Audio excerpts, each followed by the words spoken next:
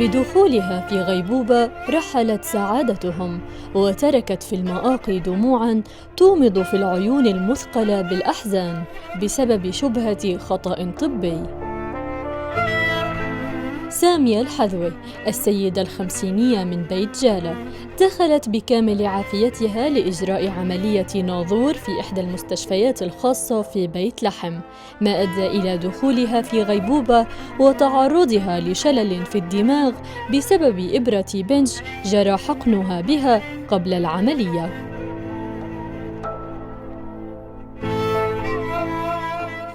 والدتي كان في عندها وجع خفيف بالمعدة، راحت بس تطمن على حالها، وكانت عندها شوية حساسية من بعض أنواع من الأدوية، والدكتور حكينا له بالأدوية بأساميهم بشو أنواع الحساسية اللي عندها، وحكينا له إذا في خطر بلزمش تسوي أي ناظور. حكى لنا ما فيش خطر. وكانت والدتي معها ميعاد يوم الخميس، أجلته واتصلت على الدكتور، قالت له يا دكتور أنا خايف ليصير في إشي، أنا حتى أكمل يمكن تأذيني. الحساسية اللي صابتها كانت جوزتها مسكرة، ما كان يعرف إنه مسكرة، كان يعطيها الأكسجين بالإيد وكل الهواء يطلع برا. يعني قعدت بجوز ثلث ساعة لنص ساعة وهي تنخنق. كابوس الخطأ الطبي قلب حياة عائلة الحذوة رأساً على عقب، والعائلة المحزونة تتطلع إلى سماع صوت ربة البيت التي غابت عنهم منذ أشهر، وما زالوا مصرين على كشف الحقيقة.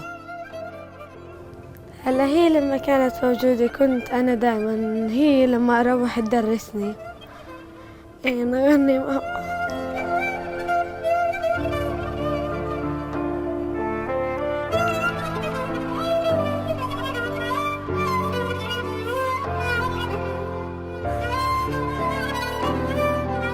وحاب أعرف شو اللي صار، وهل أمي كانت مبنجة ولا لا، وتعذبت جوا ولا لا وهي عم تنخنق. وحابب إنه كل المسؤولين اللي قاموا بهذا الإشي يتحاسبوا، وبرضه مستشفى ما كان فيه يعني دكاترة للإنعاش يمكن كان أنقذوا حياتها. يعني الدكاترة كانوا في بيوتهم، يعني إحنا بطلنا نعرف نعيش من غيرها. يعني الوالدة هي حياتي وحياة كل بني آدم طبعاً، وما بتتعوض. إن شاء الله بتطلع بالسلامة، وبدعي من ربي يطلعها بالسلامة. الله يقومك بالسلامة يا ماما. في الحادثة المفجعة اعتراف مسجل من مدير المستشفى بارتكاب الطبيب خطأ طبيا واضحا خلال حوار بين نجل الضحية ومدير المستشفى.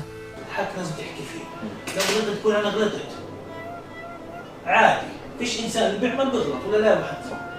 ما دام أنا عندي شكوك بحساسية معينة خصوصا في الطب، باخذ اقصى درجات الحيطه والحراره، كيف بسوي بدفك بجيب زي ما قلت بنش الصح، ما بسويهاش بالعياده، بسويها بالعمليات بسويها بنش كامل. ليش دكتور سويت هذا؟ هو يعني حيحاسب. هذا على فكره في لجنه تحقيق داخليه عشان تكون. تكرار حالات الخطأ الطبي التي يرتكبها الأطباء في بعض المستشفيات الحكومية والخاصة، والتي أودت حتى الآن بحياة الكثيرين أو إصابتهم بإعاقة دائمة، بات هاجساً يقض مضاجع المواطنين على أحبتهم، خشية أن يصيبهم ما أصاب ضحايا تلك الأخطاء التي تصل إلى حد الفضيحة. قضية جديدة تضاف إلى ملف قضايا شبهة الأخطاء الطبية في المشافي الفلسطينية. ضحايا يفقدون حياتهم وآخرون يصابون بإعاقات دائمة، لكن يبقى السؤال: إلى متى سيبقى التكتم على المذنبين؟ ومتى سيتم محاسبة وإدانة من يخطئ؟